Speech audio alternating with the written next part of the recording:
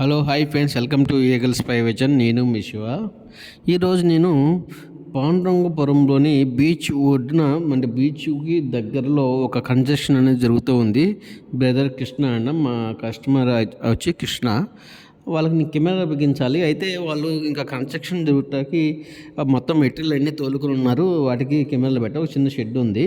దానికి టెంపరీగా పెట్టమని చెప్పారన్నమాట. సో మేము దానికోసమని బయలుదేరి వెళ్తున్నాము. ఇది పాండురంగపురం అంటే మన బాపట్ల నుంచి ఎగ్జాక్ట్లీ 8 కిలోమీటర్స్ ఏమో వస్తుంది. బీచ్ అయితే చాలా బాగుంటుంది, చాలా క్లియర్గా ఉంటుంది.